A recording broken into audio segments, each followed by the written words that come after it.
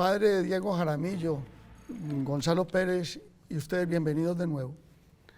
Cuando pase todo esto y lleguemos a esa ansiada nueva normalidad, Padre Jaramillo, ¿usted cree que el prójimo va a ganar en afecto? Es decir, la gente va a tener más afecto por el prójimo, por el amigo, después de haber, dijéramos, prescindido de esas amistades que antes de la pandemia fueron estrechas, o los círculos de amistad, de prójimos, se han reducido y serán mucho más selectivos ahora. ¿Usted qué opina de eso, Padre Jaramillo? Yo creo que a partir del Evangelio nosotros estamos invitados a amar al prójimo. Y uno no puede amar al prójimo virtualmente solo, sino que tiene que acercarse, tiene que conversar. De manera que es posible que haya algunos cambios en la manera de conversar y de acercarse a los demás, pero yo pienso que esa es una necesidad, el buscar la cercanía. Prójimo es lo mismo que próximo, únicamente que en un tiempo en castellano la X se pronunciaba J y ahora se escribe México o México y da lo mismo. Así es próximo y prójimo, es el cercano, pero no es el cercano porque la gente se le acerca a uno, sino porque uno se acerca a los demás. El prójimo es ante todo uno mismo que tiene que acercarse a los demás. Si uno no se acerca a los pobres, uno más bien los rehuye. Si uno no se acerca a los que no tienen, donde están en problemas alimenticios, pues uno se va a otro restaurante. Pero saber acercarse al que necesita, ese es el desafío y vamos a tener que crear algo nuevo, pero tenemos que acercarnos a los demás.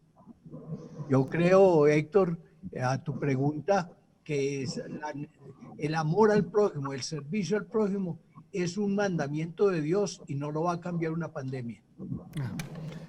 Voy a buscar una opinión de ustedes sobre el tema del consumo, que también sobre eso ha habido muchas predicciones alrededor de que el confinamiento y esta situación, con confinamiento o no, ha hecho ver el consumo como una excentricidad y como una extravagancia. Aquí mismo ayer, en estos días, Darío Jaramillo Agudelo contaba de una tía, que hasta de Yarumal debe ser. Por lo que dice que es de muy buena familia. Así es. Contaba Darío Jaramillo Agudelo, decía, es que una tía mía me dijo, tenemos tanta ropa como si fuéramos a vivir 120 años. Dijéramos, para dar una idea de que el consumo es algo que ha quedado en evidencia como un exceso en el curso de toda la pandemia. ¿Ustedes creen que cuando salgamos de este túnel la gente va a tener más austeridad, la gente va a ser más modesta? ¿Creen que el consumo verdaderamente ha golpeado la conciencia en el consumo ha quedado golpeada por la gente? ¿Qué dice Gonzalo Pérez? Héctor, realmente no. Yo creo que hay una frasecita que me gusta mucho y repito mucho, estamos muy atrapados en el presente. Estamos leyendo lo que va a pasar con el presente, con lo que estamos viviendo hoy. Hoy puede que tengamos un nivel de conciencia sobre el consumo. Los cambios en la humanidad son milenarios y las culturas se toman mucho tiempo en asimilarlas y llevamos una cultura del consumo ya de un poco más de un siglo. Entonces, realmente puede que algunas personas, pero muy pocas personas cambien sus hábitos de consumo, sobre todo porque tenemos un inconveniente y ahora que mencionábamos que hay que regresar un poco, devolvernos un poco a redefinirnos el ser humano como centro de la sociedad, el ser humano como centro de la sociedad, y ese ser humano no lo estamos viviendo como centro de la sociedad. El ser humano es igual a una cédula que es igual a consumo. Y fíjense que hoy en día pues valen inclusive las compañías por los datos que tienen de cada uno de nosotros. Entonces, teniendo tan arraigado que el progreso es un progreso económico y es un progreso de consumo, pues difícilmente creo que vamos a cambiar en un año o en dos que llevamos de pandemia. Las guerras pues no nos hicieron cambiar tanto como quisiéramos, pues todos los hábitos de consumo. Lo que sí nos debe llevar, por lo menos, es que ojalá, como decía hace poco, en las márgenes alguien empiece una comunidad a reflexionar sobre esos nuevos hábitos de consumo. Dejemos un poco de creer que el desarrollo es igual al desarrollo económico y que el desarrollo va un poco más al desarrollo de la sociedad. Yo no creo, sinceramente, Héctor, como todos estamos diciendo, que nos vamos a convertir mucho más en solidarios de la noche a la mañana. Como dice el padre Jaramillo, es esa conciencia del prójimo que hoy la tenemos, del próximo, que hoy la tenemos independientemente de ese próximo dónde está situado, si piensa como yo pienso ideológicamente, si me es cercano o no me es cercano familiarmente o como amigo que hoy tenemos. Ojalá nos lleve a reflexionar a que, igual como lo mencionábamos ahora, a que ese prójimo sea el centro del desarrollo de la sociedad, el centro del desarrollo de la economía, el centro del desarrollo de las empresas y no solo el consumo. Pero necesitamos tiempo para transformar. Claro, y es que hay una paradoja alrededor del tema del consumo como hábito, como excentricidad o como extravagancia o como cosa superflua de la cual se ha dado cuenta la gente en esta época. Y es que junto a esa observación hay la teoría económica de que después del confinamiento y después de la pandemia, lo que va a recuperar la marcha de la economía es el consumo.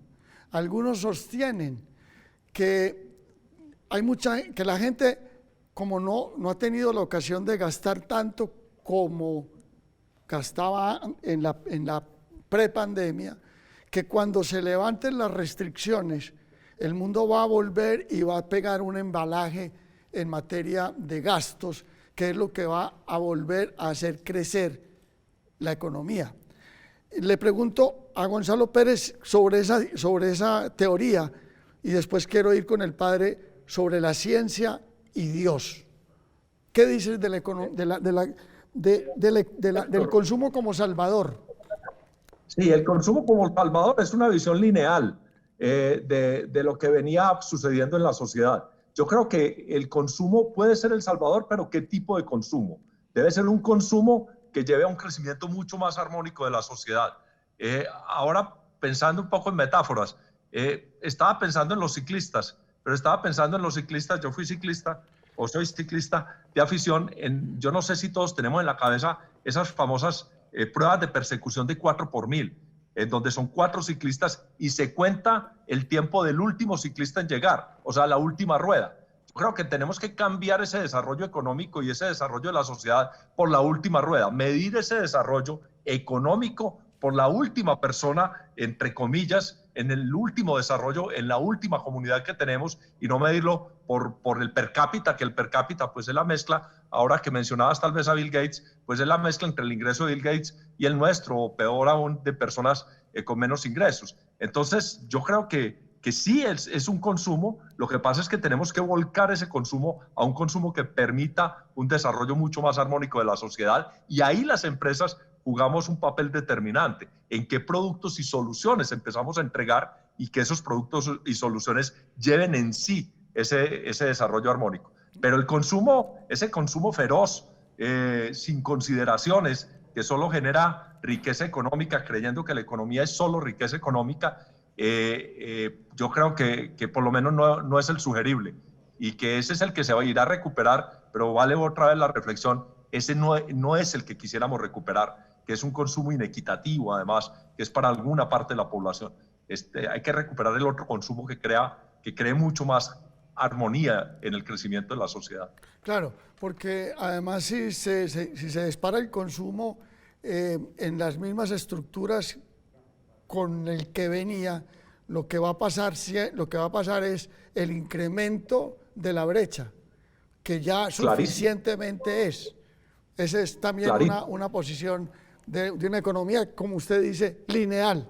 Así es.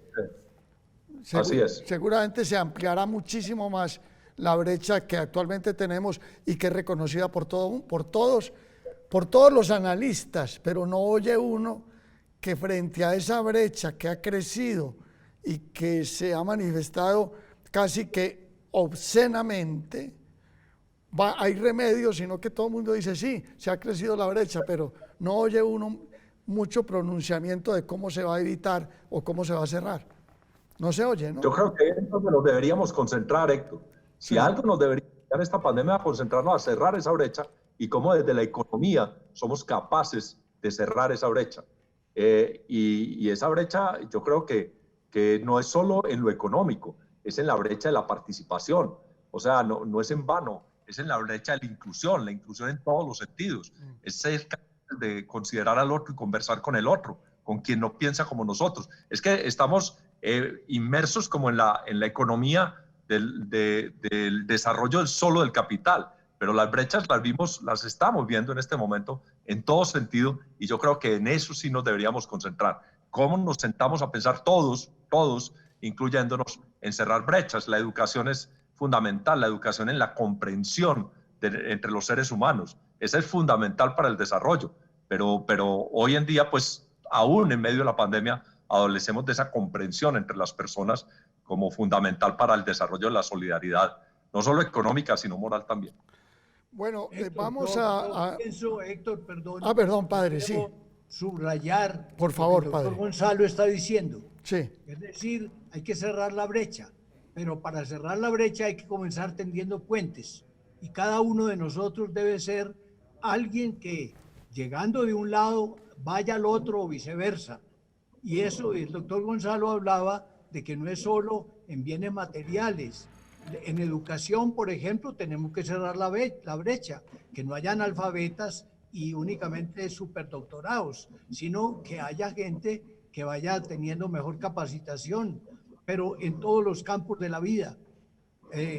Yo he vivido del consumismo porque yo no me gusta usar la palabra consumo, que eso es legal, todos consumimos, Ajá.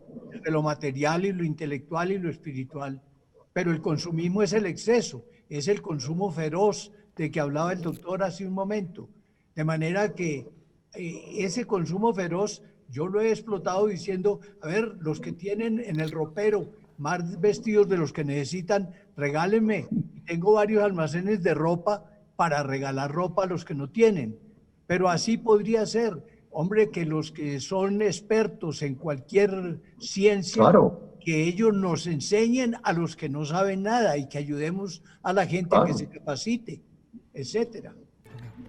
Bueno, quedamos en unos puntos suspensivos, seguimos entre paréntesis, conversaciones íntimas sobre lo que nos está pasando y ya volvemos.